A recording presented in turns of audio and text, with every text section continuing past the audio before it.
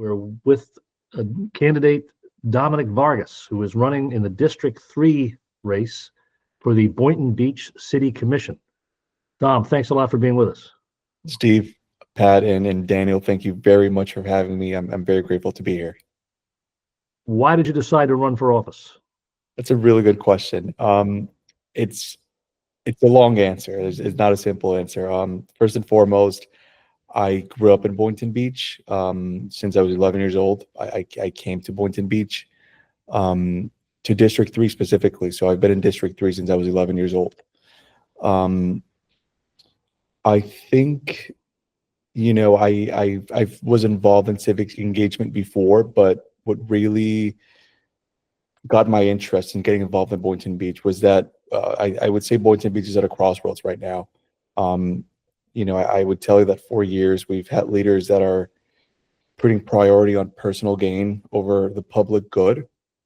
And, families are struggling with the rise of housing costs. I would tell you neighborhoods east of Seekers Boulevard are being neglected. And the city government overall has lost the trust of most of its residents. So I would tell you that was the main reason why I decided to go forward and run. I studied political science and I was involved with politics at the national level. So I was always behind the scenes of things, but now that I saw what's happening in my community, I decided to give it a go and file for candidacy. Okay. Before we go any further, you're running against an incumbent, yeah, Thomas Turkin, who I think was elected 2 years ago. Am I right? He was elected in 2022 after a runoff. Okay, 3 years ago. Yep. Yeah.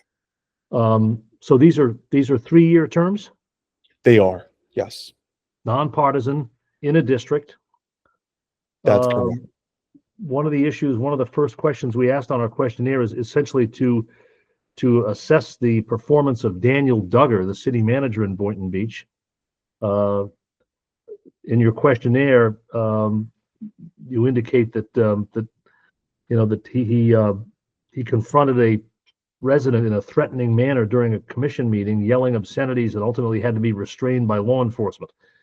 Right. We can go into details in a moment, but I want to ask you a much broader question. That is, if based on Mr. Duggar's record as city manager, if you're elected in March, will you be in support of looking for and hiring a new city manager? Absolutely. I think we need to have a very serious conversation about Mr. Duggar's tenure. I think, not only has there been controversy, but there's been folks, for example, when you look at the proposed merger with the PBSO, and there's been multiple folks that have walked away from Boynton Beach, especially on the PBSO side, that have had very nasty things to say about city leadership. I would tell you, they would talk about a lot of double intentions or last minute things trying to be pulled on them. And I think we need to have a very serious conversation about Mr. Duggar and what we want the future of our city to look like. So yes, I would tell you that I would absolutely look into, getting somebody else on board. Where do things stand at the moment with Boynton Beach Police merging with the sheriff's office? So that was dropped. It was actually, I can't give you an exact number of days, but it was a very short time before the merger was supposed to go into place that it was canceled by the Palm Beach Sheriff's Office.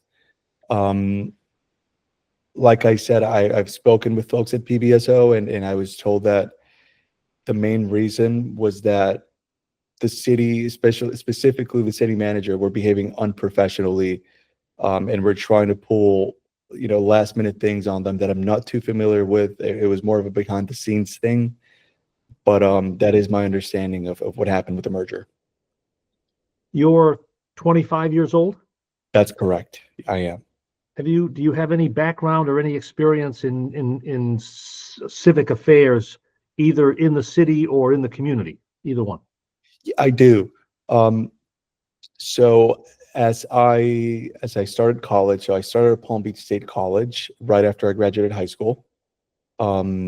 Actually, sometime after I graduated high school, but I've worked my way through college. So I worked with Charlie Crist when he was running against DeSantis. I was part of the leadership team in the digital side of things for the campaign. And also at the time, I got involved with the Democratic National Committee while I was at George Washington. So I've been very engaged civically, obviously more at the national level than at the state level or the municipal level. But nevertheless, I've always kept an eye on my hometown, and I've been very interested in what it needs to get to where it should be. Do you think that service on a municipal board is a prerequisite to serve an elective office? By that, I mean the Parks and Recreation Advisory Board. I'm sure that Boynton Beach has something like a code enforcement board, a planning and zoning board. You know what I'm talking about. Right. I would tell you no. I know many folks on those boards that would never want to get involved politically, not just because of the spotlight it puts on you, but because of the nastiness that comes with it.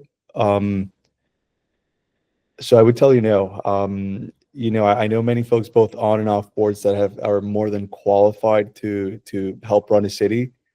So that's what I would tell you.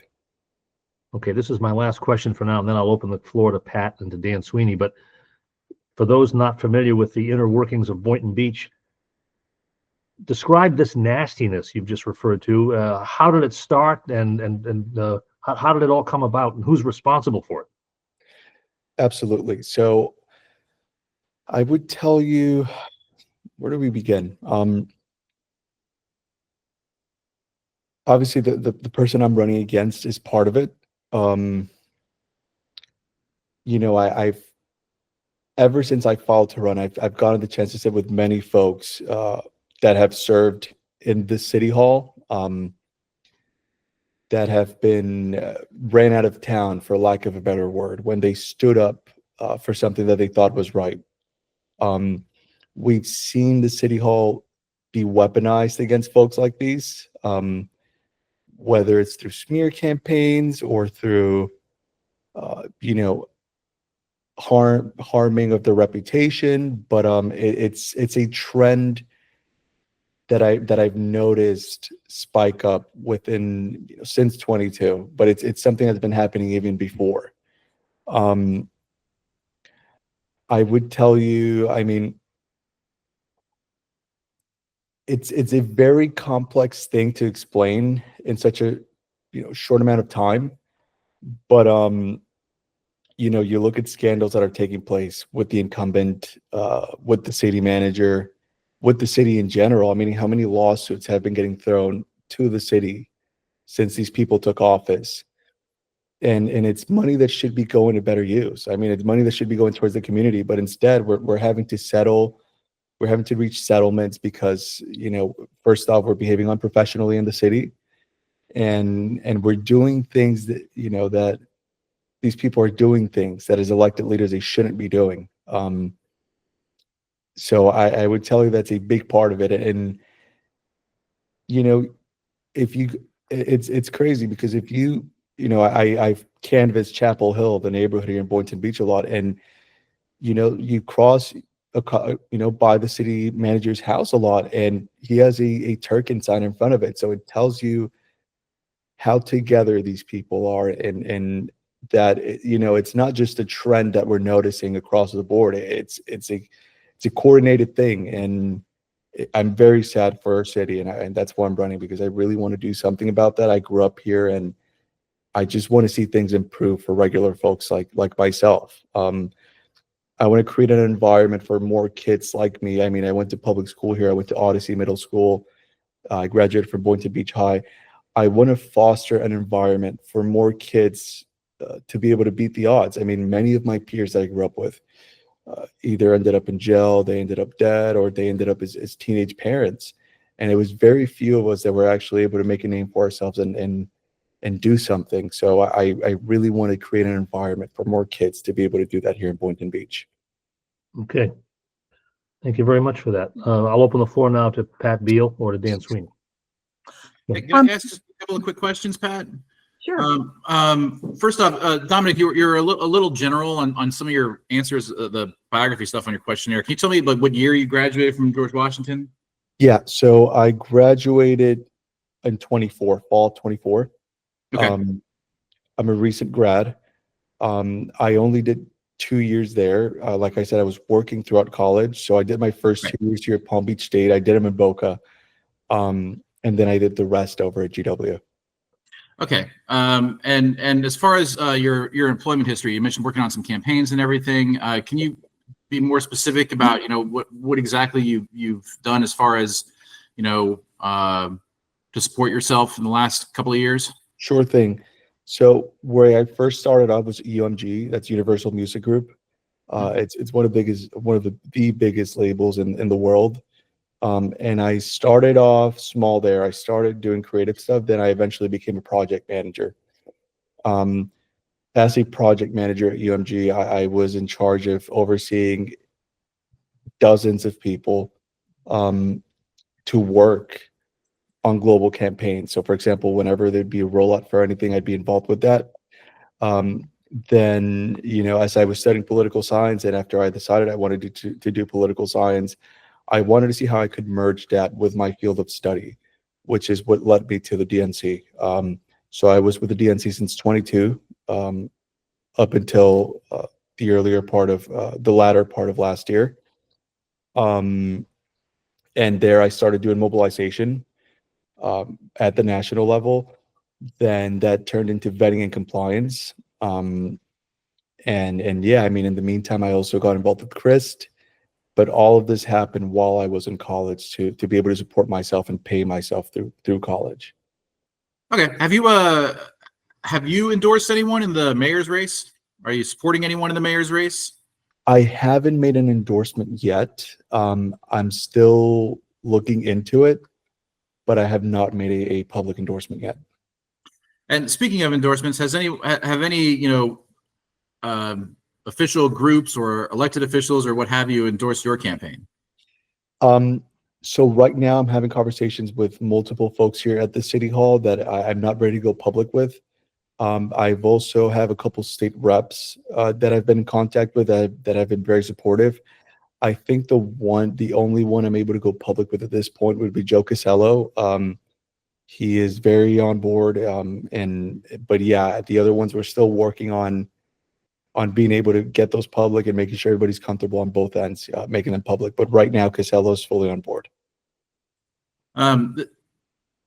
Given that, and I know this is a nonpartisan race, but on the ground there, is it shaping up to be kind of more of a partisan issue? I know you and your opponent are not registered with the same political party. You know what? I would tell you yes. If you drive across Boynton Beach, and something that I've been told by insiders in the city hall is that what he is looking to do is to emulate, I would say MAGA style politics.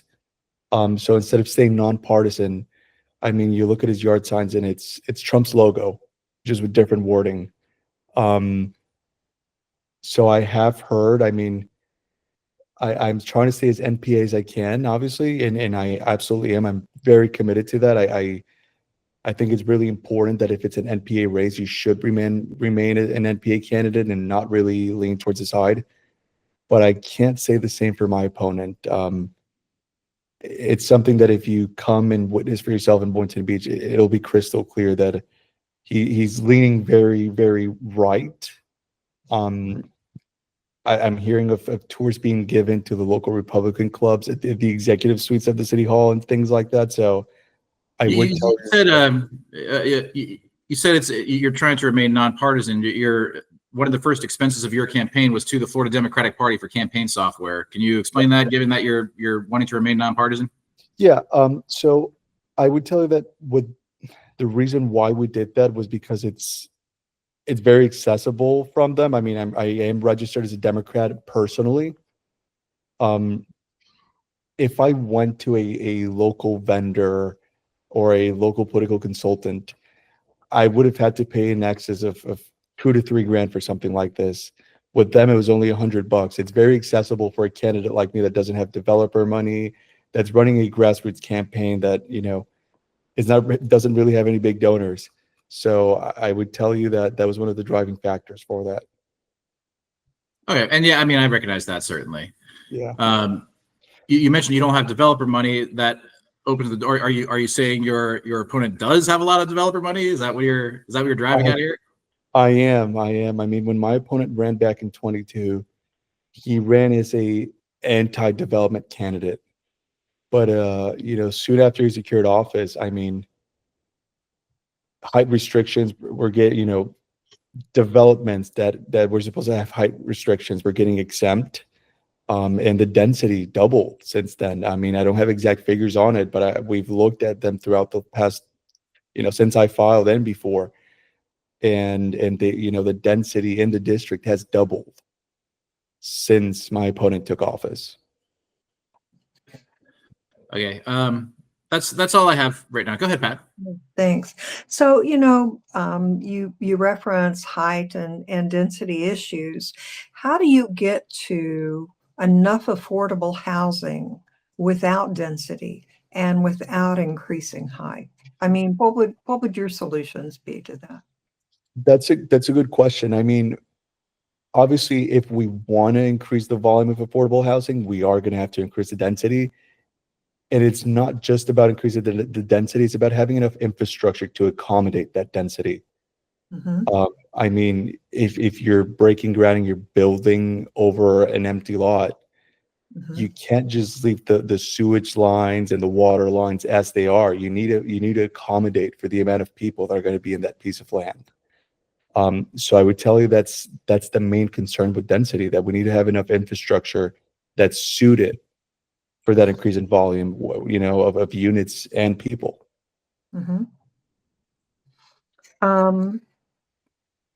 You know, you stated that the city's been heavily focused on development, often at the expense of thoughtful planning and broader public interest.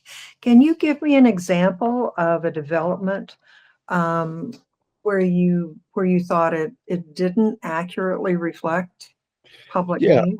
Yeah, absolutely. I think, and I had the name on the tip of my tongue, but you know, when you're going through Woolbright towards the beach, there's a shopping plaza there, and there were these apartments that were built there.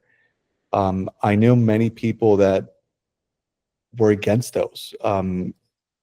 They wanted them to be lower, and they were supposed to be lower. That's here in District 3, and they just ended up happening anyway. And again, I can't give you exact figures on how tall they were supposed to be to begin with, but I do know that since my opponent took office, he started giving a lot of height exemptions for buildings or developments that were here in District 3. So that's what I would tell you. I can follow up with the name of the specific development. But yeah, that's one that comes to mind. It's right by the inlet, and it's a shopping plaza right of Woolbright, just before entering the bridge to go into A1A. Yeah. So he would not have been able to unilaterally have, you know, created exemptions. So clearly he had allies on the board who agreed that those exemptions were needed. What was their reasoning, and do you disagree with them? You know, I couldn't speak for their reasoning, but I do disagree. I mean, like I said, when you go east of Seekers Boulevard, it seems like that part of District 3 and Boynton Beach in general has just been neglected. And I apologize, I meant to say the west side of it. But once you go east towards the water, it seems like that part of the city has been constantly progressing, and you know, there's nothing wrong with development, like I said in the questionnaire, but it has to be responsible, and it should be equitable, and it should be for, you know, for the benefit of the majority of the residents of Boynton Beach. Okay. So, a couple of questions regarding your opponent. I understand there's been an FDLE referral involving an incident at City Hall. Can you tell me about that? Absolutely. So I believe it was on the 10th. It's going to be about 2 weeks now. It was on the 10th, actually. I was at the City Hall because that is a deadline that the city has provided us to give them our campaign finance reports. So I deliberately waited until the last day so I wouldn't run into anyone, to risk you just, to avoid any uncomfortable moments. Mhm. So I was waiting at the City Hall, and I let the folks know at the front desk that I was waiting for that I wanted to see the city clerk to file my campaign finance reports. They call her, and they tell me that she'll be down in a few. So I'm waiting. And as I'm waiting, my opponent comes out from the two rear doors that lead to the offices in the City Hall. And as soon as and I didn't know at the time, but as soon as he saw me, he yelled out, "Yo!" It was very loud. And this was the first time I was actually seeing him outside of the commission chambers.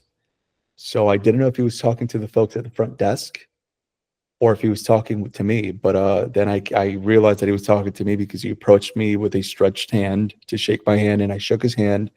I welcomed conversation. I wanted to talk.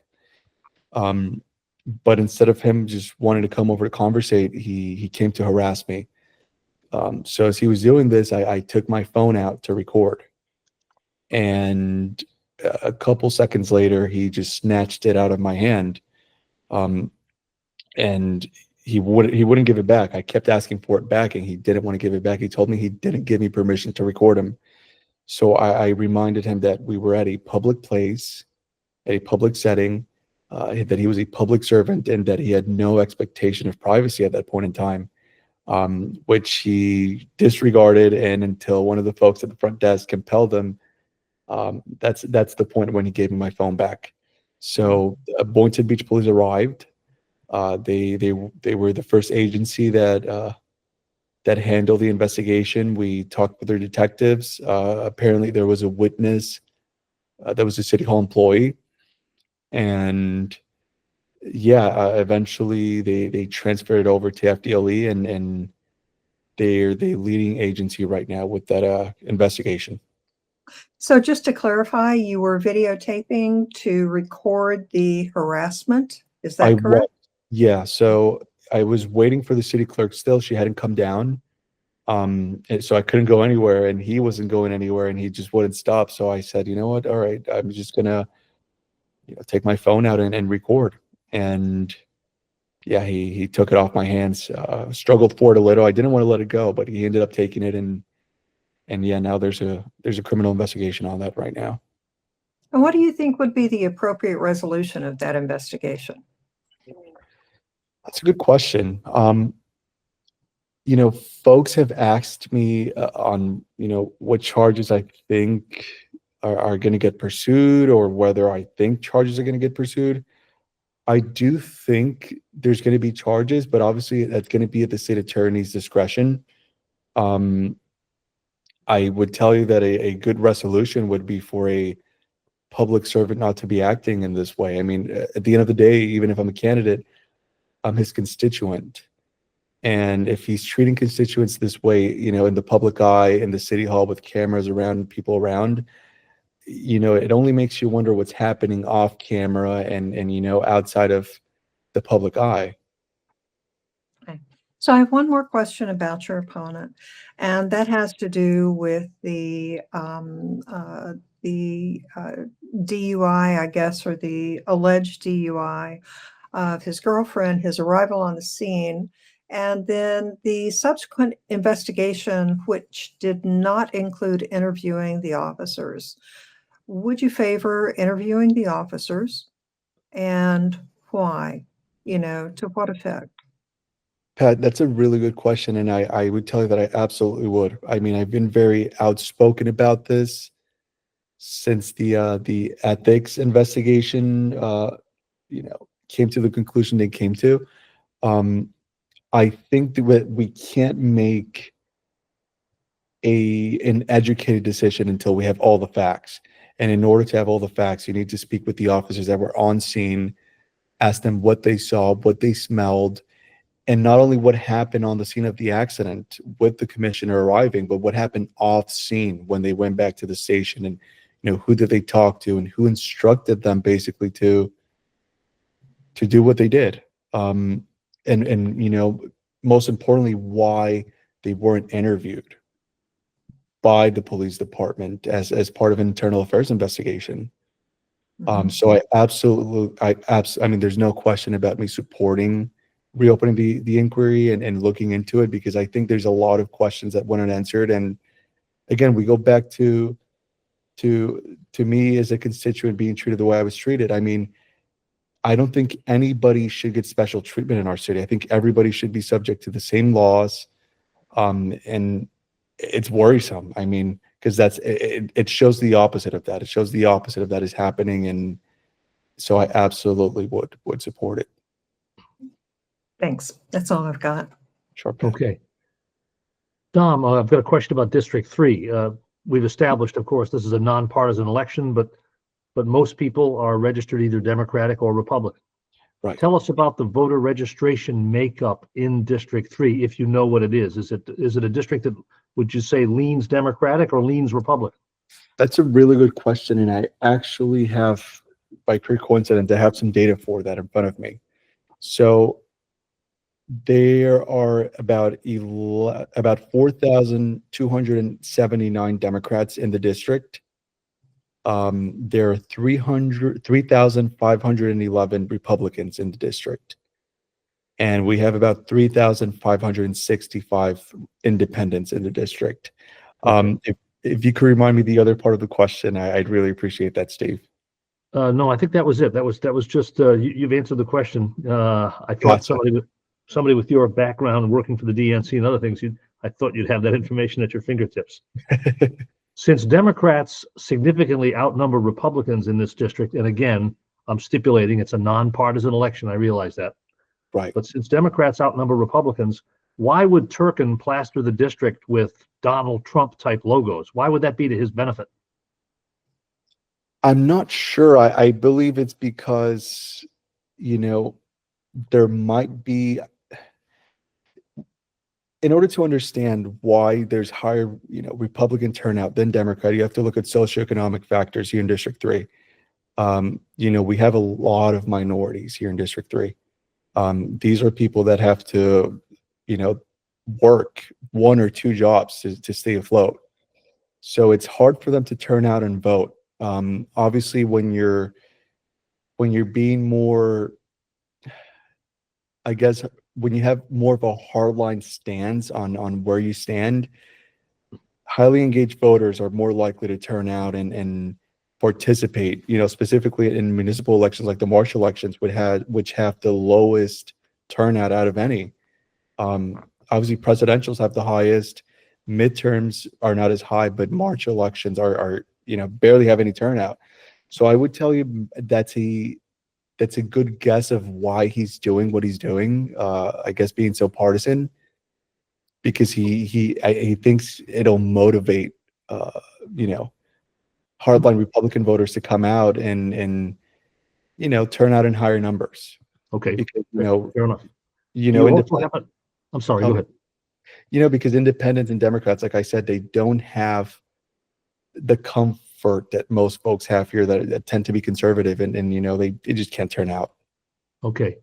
Yeah. Do you also happen to have handy any demographic information about the district? That is, what percentage of voters are white, what percentage are Hispanic, what percentage are black? You know what? Not on hand, but Okay. I can tell you from living here that most folks here are either Haitian or black or Hispanic. That's what I would tell you. Okay.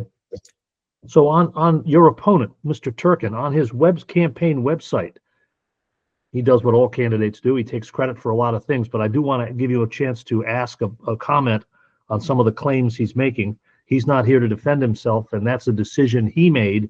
He got the same invitation we extended to you to be here today to share in this dialogue. But He talks about being a proponent of responsible development, that he's been in favor of height restrictions. He didn't mention any specifics. And he talked about accomplishments like bringing new businesses to Boynton, making road improvements on unkept, poorly maintained roads in the city, the return of the Pirate Fest celebration, the creation of a dog park in Boynton Beach. What about all this? So when I talk with constituents, these are not the things they're talking about. And obviously, I mean, I've spoken with city officials, and it's crystal clear that it's credit claiming, when you have the whole commission that has to vote on these things and allocate money to certain projects. But I would tell you that this is not what the average District 3 resident is talking about. What they're talking about is the DUI incident, and why there isn't more transparency right now in our city hall. There's a high disconnect between the decisions that are made and the input from the residents. So, like I said, I've gone all around the district. I'm still going around it. We're going to start a listening tour very soon. And folks are just not happy with what they've been reading on the news. Not just with the DUI thing, but with what happened to me 2 weeks ago. I think when you're a public servant, you need to have a due regard for that office. And you shouldn't look at it as a privilege. You should look at it as a responsibility to serve your constituents. And I would tell you that that is not what is taking place right now in District 3 with the current leadership. Okay. By the way, in the incident that Pat asked you about the altercation there that led to him allegedly taking your phone, what made him give your phone back to you? So I kept asking for it and he would not give it back. But then when I started calling attention to the reception folks at the front desk of the city hall, the manager compelled them and told them, Tom, like give the guy his phone back. Like, don't do this. And that's what compelled them to give it back to me. But he did not want to give it back. The manager of what?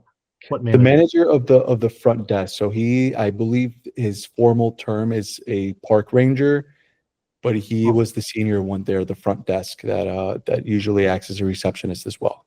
Okay. I want to very quickly run through the major department heads of city government and just ask you if there is any one or more than one areas of special concern you have about competency, honesty, integrity. And of course, we're thinking, Dan, Pat, and I would be thinking about the city attorney, the finance director, the utilities director, the head of parks and recreation for the city, the obvious places where the public would interface with the city of Boynton Beach. Do you have any major concerns with any other department heads? You know what? That is an amazing question, Steve. I think since the incident happened and we were, obviously we had to communicate with the city attorney to tell them to retain the evidence, because soon after this happened, as soon as the incident happened and I was waiting for the police to arrive, I was telling my opponent to remain on the scene so that the police could speak with him. He took off. He just left. So after the fact, I reached out to the city attorney to tell her to retain, video, just not of the incident, but across the city hall grounds, in case law enforcement wanted to see, proof of him fleeing before they could arrive. And we've seen a lot of feet dragging on the city attorney's side when it comes to these things. Which was very concerning to me, because if it's something this public, like I said, I can only imagine what, folks that are going through issues with the city and don't have the public lens on them have to go through in order to get, action out of these folks. So that, I mean, as for the other people you mentioned, I do not have anything negative to say about them, but I was a little worried, in regards to the city attorney's, behavior or proactiveness when it came to this. Okay. Can I ask a quick question? Sure, go ahead. As far as campaign financing goes, I see on Mr. Turkin's campaign finance reports that he has support from the PBA and the FOP, but I don't see anything on there from the firefighters. Have they officially made any sort of announcement in this race? You know what? I'm not sure. He is telling folks that they have, and most of his signs have the firefighters, union logo. But I'd be lying to you if I told you that I know. I have not seen anything official. What I can tell you, yeah, what I can tell you, Daniel, is that they backed him before, me and the other opponent that withdrew could even qualify. So that's why I'm so lost when it comes to that, because we could, before we even filed, they were backing him before anybody could even qualify. So I would assume yes.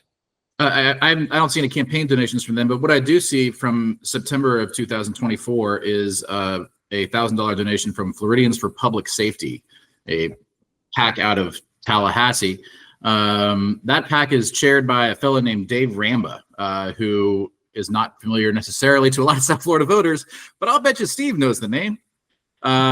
He is a lobbyist, and he controls a web of political action committees that often pass money between themselves and sort of essentially wash donations from others. There is this particular PAC, Floridians for Public Safety, has a ton of firefighter money in it, including a $10,000 donation from the Boynton firefighters just prior to the $1,000 donation to Mr. Turkin's campaign. Why the firefighters, if they did hide this donation, why they did that, I don't know. But are you familiar with the political action committee? Or any other donations made by the firefighters in this case? No. I was not familiar with the PAC. I did have an understanding that the firefighter union was backing him. Okay. We didn't really look into what channels they used to donate that money, but I wouldn't be surprised if this is the case. It's a little oddball because police and fire unions generally, donate money in their own names and say, "Hey, yeah, we're backing this guy. Here's $1,000." Right. So it would just be unusual. So obviously this is more of a question for him, but since he's not here, I wondered if you had any insight. Okay, thanks anyway. Yeah, and I also think with him being the subject of a criminal investigation, it's also very awkward for the PBA to be currently endorsing him. I just thought that was worth noting as well. Obviously they backed him before that, we could even qualify. We didn't even get interviews, but with him having a criminal investigation, and the police union actively endorsing him, I think it's a bit of a weird look. I'd like a brief bit of clarification about something. It's the issue that Pat first raised about the FDLE referral about the altercation you had with Turkin at qualifying. Yeah. Is this in FDLE's hands because it would be an obvious conflict of interest for the Boynton Beach Police Department to be investigating a city official? Is that why? Yes, that is my understanding. Obviously, the current city manager used to be a police officer here at the Boynton Beach Police Department. And the police chief reports to him. And they were co-workers at some point in time. So, it was. I was told that the optics of it were not the best, and that's why it was referred to FDLE. Yeah. The three of us have covered a lot of campaigns, and we keep learning new things. And of course, in every political campaign, there's the campaign you see, that is the public sees and the media sees. But there's always a subterranean aspect to a political campaign. There's a whisper campaign. There are innuendos, and on and on and on. I wanted to give you a brief opportunity to address anything that Turkin and Turkin's supporters might be saying about you, might be prepared to make accusations about you, whether they're true or false or a mixture of the two. What are you hearing, and what are you anticipating coming from? They're coming after you politically, right? Yeah. You know what? I haven't seen, I haven't heard anything that's not really made up. Or I saw a meme account on Instagram that was making up some nasty rumors about me. But obviously, they're unfounded things. I think it comes with the territory when you're running for office. And that's why, like I said earlier, most folks that have been part of boards here in the city don't want to run. It's because it can be very, very nasty things can be said about you. Like I mentioned, I mean, to get vetted at the levels of politics that I've been involved at, you have to be very clean. I'm not too concerned about anything they might say about me, just because I know, I know my level of integrity. But I mean, I haven't noticed any narratives like that have, try to, how do you say it? What's the term I'm looking for? That have tried to like smear me, other Yeah. than, a couple Instagram accounts, but that's it. I mean, I think mostly they've been on the defensive with what's been coming out about Turkin. So Okay, yeah. good enough. Yeah. Are you bilingual? I am. So actually, when I moved to Latin America when I was 5, I didn't speak a word of Spanish. I only spoke English. And then when I came back in 2011 here to Boynton Beach, all I spoke was Spanish. I had to learn English all over again. I had to go through our ESOL classes here in our public schools. So I am bilingual. I speak Spanish fluently. In the 6 years as a young boy you were in Colombia, you forgot how to speak English? I did. Yeah. I Interesting. did. Yeah. Is Tom Turkin bilingual? I'm not sure. I know he's of Russian descent. I don't know if he's bilingual. I wouldn't be able to answer that. Well, I brought it up in part because you have an ability to relate and connect with non-English speaking voters in the district, right? Right, absolutely. No, and it's been extremely helpful with communication and communicating concerns with Hispanic folks in the community. I also have folks that are Creole speakers on the campaign, and it's been so helpful for folks that don't have English. That's their first language. Okay. I'm mindful of the clock, and I'm going to give you about a minute to make a closing statement. There's a lot of territory we covered, but a lot we didn't cover, of course. Sure. And I want to reemphasize the importance of you sending us additional information about any of these topics. Tell us what you're hearing and seeing out there, and help us do a more intelligent, perceptive endorsement in this race. So, Gotcha. anyway. Will do. Absolutely. Okay. You got the floor, Dominic. Go ahead. Gotcha. Look, I want to tell you guys, I want to close with telling you that I'm, at the end of the day, I'm running to bring fresh leadership to Boynton Beach. I think my vision for our city is a community where residents can feel safe, they can feel supported, they can feel heard. And I think that, if we actually start working together, we can really help tackle challenges like housing affordability. We can improve our traffic here in town, and we can have a safer city. And most importantly, we can restore trust in our city government.